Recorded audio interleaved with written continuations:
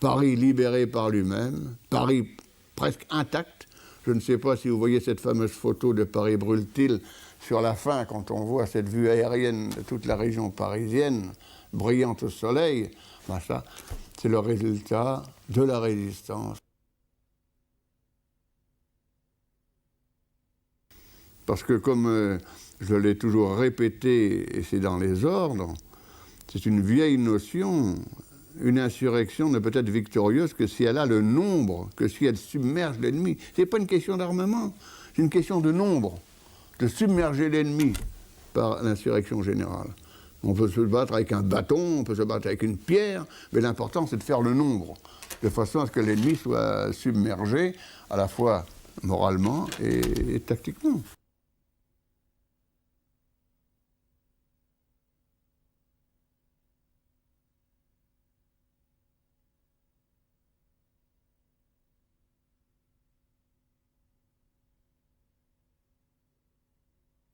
Et nous avons donc commencé en recevant des camarades décidés qui se sont agglutinés en quelque sorte autour de camarades des brigades internationales. Ils ont formé des groupes de 3 pour commencer. Et nous avons commencé naturellement avec des difficultés parce que l'armement manquait, mais nous avons commencé à attaquer les Allemands. Des Allemands isolés, des petits groupes aussi disséminés plus ou moins dans la région parisienne. Mais bref, nous avons commencé cette action armée. Et c'est de cette action armée que naîtra plus tard alors les francs-tireurs et partisans qui prendront naturellement de l'extension. Nous aurons à nos côtés nos camarades de la main-d'œuvre immigrée, la MOI, des camarades qui aussi s'étaient battus en Espagne, ou s'étaient battus même avant de quitter leur pays en Pologne, en Tchécoslovaquie, c'est-à-dire contre le fascisme. Et c'est ainsi qu'avec d'une part ces anciens des brigades, les jeunes combattants pleins d'ardeur méprisant le danger, nos camarades étrangers, nous avons commencé à former alors des détachements plus importants et nous avons commencé à réaliser des attaques aussi plus importantes contre les lieux allemands, les Soldatenheim, les hôtels, les postes isolés. Bref, nous créions un état d'insécurité permanent pour l'armée allemande. Et c'est ainsi que l'on peut dire que nous avons préparé et créé un front en France.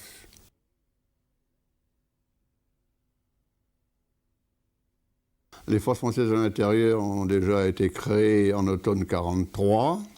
J'ai été détaché des FTP pour faire partie donc de ces forces françaises de l'intérieur qui sont organisées sous la direction du général de Jussieu-Pontcarral, qui a été arrêté en mai 1944, qui est d'ailleurs heureusement revenu de déportation. Ce qui veut dire que sur la fin 1943 et début 1944, nous avons organisé les forces françaises de l'intérieur. Et moi-même, j'étais responsable de l'action immédiate et du bureau des opérations. Malheureusement, toute une série d'arrestations ont désorganisé l'état-major et il s'est trouvé que je suis resté celui qui était le plus ancien dans l'état-major, qui était le plus représentatif du fait que j'étais ancien FTP. Et donc, je me suis trouvé naturellement candidat à ce poste de chef régional, avec l'accord d'ailleurs de tous les officiers de l'état-major. Et au-dessus, alors, la direction militaire du Conseil national de la Résistance, comme vous le savez, qui était composée de Pierre Villon, le crier Valrimont et de Vaillant de Vaugué, naturellement, ont poussé à la roue, ce qui veut dire que le 1er juin 1944, je me suis trouvé colonel-chef régional des forces françaises de l'intérieur. Et comme déjà nous avions préparé certains travaux d'organisation, d'état-major, des groupes armés, tout un travail qui nous a permis très rapidement d'avoir une véritable direction militaire de la résistance dans sa totalité dans la région parisienne. La région P1, les 4 départements, Seine, Seine-et-Oise, Oise et Seine-et-Marne.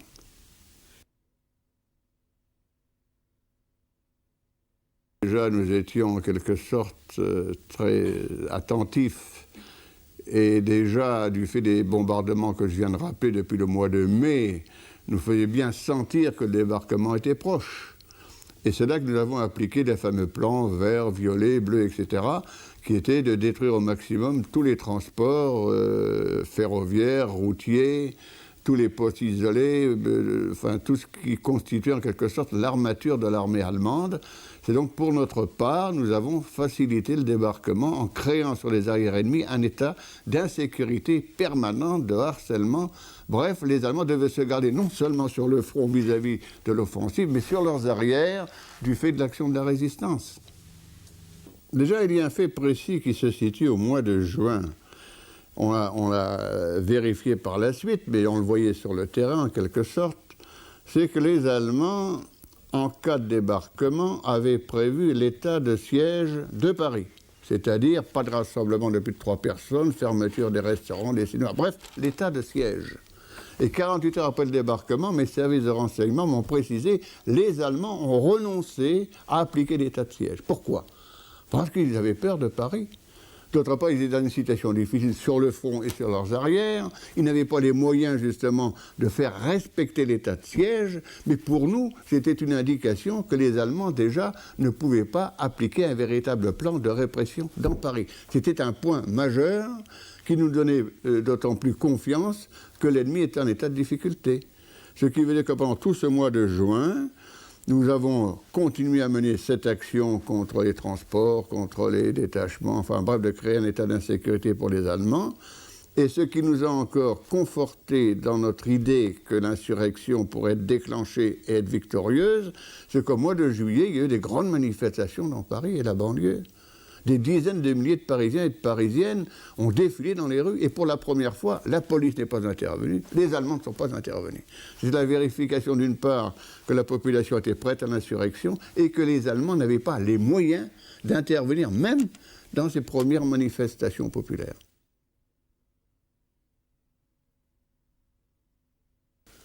Mais cette décision, elle a été prise d'une part, je dirais, d'une façon originale. Le 19 août, je l'ai dit tout à l'heure, moi j'ai donné un ordre de combat. Je n'avais pas le droit de donner l'ordre d'insurrection. C'était le fait du CNR, du Conseil national de défense et du Comité parisien de libération. C'était eux les responsables. Et c'est curieux, quand André Tollet rappelle, nous discutions rue de Bellechasse, le CNR et le CPL, et en même temps, on entendait des coups de fusil et de mitrailleuses dans Paris. Ce qui veut dire qu'au moment où il prenait la décision d'insurrection, déjà, elle était engagée. Et c'est pourquoi je rappelle ce qui s'est passé le 18 août. Par conséquent, ce n'était pas une question de décision de jour J et d'heure H, c'était que les conditions se réunissaient dans la vie, dans le combat et surtout dans l'esprit de la population. Et c'est à ce moment-là alors que j'ai pu concrétiser dans le 19 août le succès est fonction du nombre. Il faut organiser maintenant un recrutement massif. Et j'ai vu des historiens reprocher les porteurs de brassards. J'aurais répondu, mais il y a des porteurs de brassards qui n'avaient rien fait pendant 4 ans et qui ce jour-là sont descendus dans la rue. Ils ont fait le nombre, ils ont fait masse et souvent ils sont fait blesser ou tuer. Eh oui, c'était ça l'insurrection. Par conséquent, ce n'était pas quelque chose qui était comme du papier à musique, de tout prévu à l'avance. Non, ça a été un mouvement ascendant, mais notre rôle à nous, les chefs de la résistance, militaire ou politique, c'était de sentir justement toutes ces possibilités et le fait que Paris était prêt à l'insurrection. Il faut bien partir de l'idée suivante, que nous avions le nombre pour nous. Toute la population soutenait les combats des forces françaises à l'intérieur. Les barricades ont surgi spontanément. Et c'est là justement ce que je disais au début de notre entretien, que nous faisions en sorte que les Parisiens revivent toute cette période quand Victor Hugo exaltait l'action des francs-tireurs, tout le patriotisme, etc.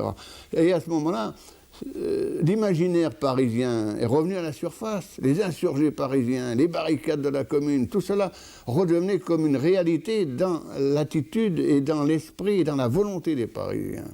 Ce qui fait que l'Allemand, quand il a vu ça, il a été complètement débordé, surpris, Surtout qu'il avait comme première mission, c'était d'assurer le repli des unités battues en Normandie. C'était sa première mission. Et sa deuxième mission, c'est de détruire Paris. Et nous l'avons pris justement en défaut au cours de sa première mission. Ce qui veut dire qu'il a été complètement surpris et il a essayé par la suite par cette histoire de la trêve, d'obtenir le calme de Paris pour pouvoir remplir sa mission, mais nous n'avons pas lâché. Nous avions commencé le combat et nous ne l'avons pas cessé.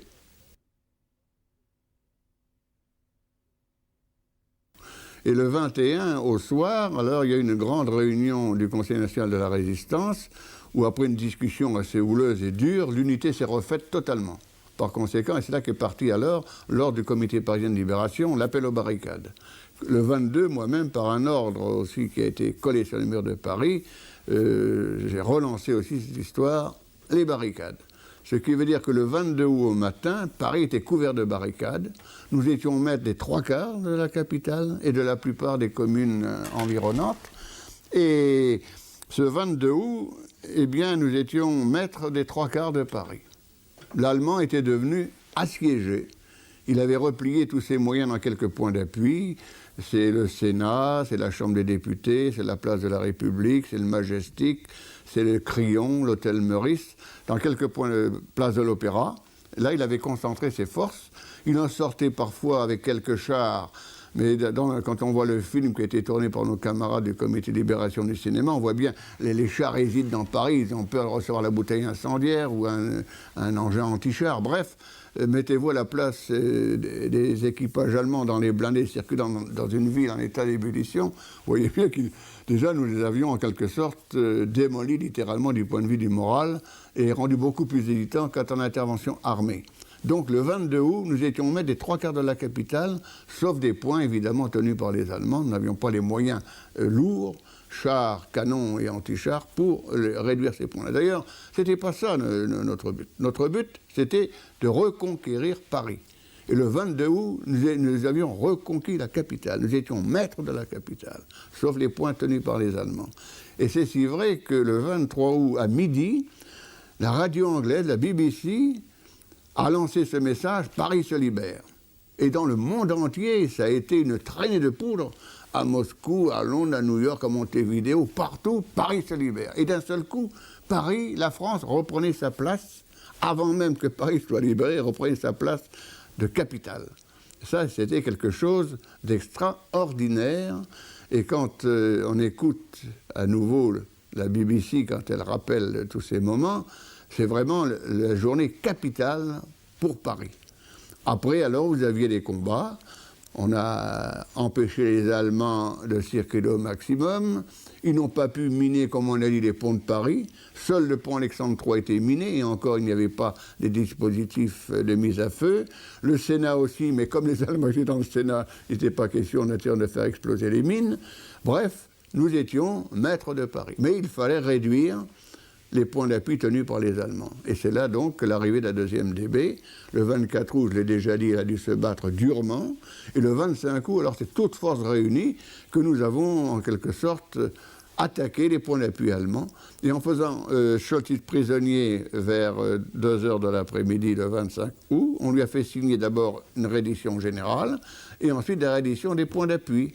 Et tous ces points d'appui, on a jumelé un officier allemand et un officier français, le plus souvent FFI d'ailleurs, pour aller au Sénat, pour aller place de la République, pour aller place de l'Opéra, pour aller au Crillon, bref, pour obtenir la reddition le plus vite possible, pour épargner tout au moins les vies françaises. Et cela a été fait donc le 25 août.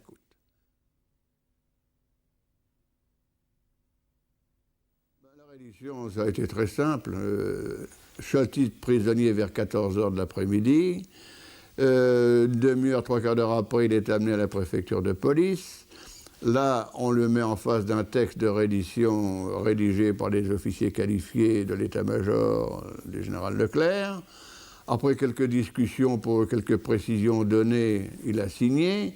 Et à ce moment-là, Valrimont, qui représentait la direction militaire du Conseil national de la Résistance, a dit « mais il faut que Roll signe ». Et à ce moment-là, Leclerc a dit « écoutez, ne perdons pas de temps, tous mes moyens de commandement sont à la gare Montparnasse, il faut faire cesser les combats le plus vite possible parce que les hommes tombent, et surtout les Français. Par conséquent, il faut que nous donnions des ordres particuliers rapidement pour la reddition des points que tiennent encore les Allemands, et d'obtenir la reddition, si possible, sans qu'il y ait combat, pour éviter des pertes du côté français. Alors nous sommes partis à la gare Montparnasse. Là, Scholtz a signé les ordres de reddition pour tous les points particuliers que j'ai énumérés tout à l'heure, la Chambre des députés, le Sénat, le Majestic, la place de l'Opéra, la place de la République, bref, tous ces ordres ont été donnés et portés sur les points indiqués par un officier allemand et un officier FFI le plus souvent. Et c'est à ce moment-là que Valrimont, que je rappelais tout à l'heure, a dit « mais il faut que Roll signe ». Et c'est là que Leclerc, à ce moment-là, je dirais, dégagé du souci d'arrêter le plus tôt possible les combats, a dit bah, « d'accord ». Et c'est lui-même qui a dicté, en me citant avant lui-même, convention de reddition conclue entre le colonel Roll, commandant les FFI, etc. etc. Ceux qui, justement, souvent disent « oh, mais la signature de Roll ne vaut rien », ce qu'ils oublient, c'est le général Leclerc lui-même qui a décidé à ce que je figure sur la convention de reddition et que je la signe. Donc ceux qui contestent ça, ils contestent en quelque sorte la décision du général Leclerc. Et quand le général de Gaulle est arrivé à Montparnasse, il s'est étonné, comment se fait-il, un général signe et un colonel, ça s'est jamais vu. Alors Leclerc a dit, mais Chaban était d'accord. Alors de Gaulle se tourne vers Chaban, il le fusille du regard, j'ai les photos, et puis il change peu à peu. Il tend la main et il dit « c'est bien Chaban ». Tout le monde le connaît, ça, cette phrase. Mais ce qui n'est pas très connu, c'est que le général de Gaulle, en sortant de la gare Montparnasse, il a vu Jean Marin, qui a passé à la radio hier avec moi d'ailleurs. Et Jean Marin était un des porte-parole de la France libre à la radio anglaise. Et du plus loin que de Gaulle voit Jean Marin, il lui crie « Le commandant allemand du Grand Paris vient de se rendre au général Leclerc et au commandant des forces françaises de l'intérieur. » Au commandant FFI, quoi, il a dit. Ce qui veut dire que le général de Gaulle avait réfléchi que cette signature, en tant que militaire, il ne la comprenait pas, mais il avait compris très vite que c'était normal du fait que les forces françaises de l'intérieur avaient pris toute leur part, et pas seulement pendant l'insurrection, toute leur part à la capitulation allemande. Je crois que c'est ça qui met un peu le point final à toute cette polémique autour de la signature.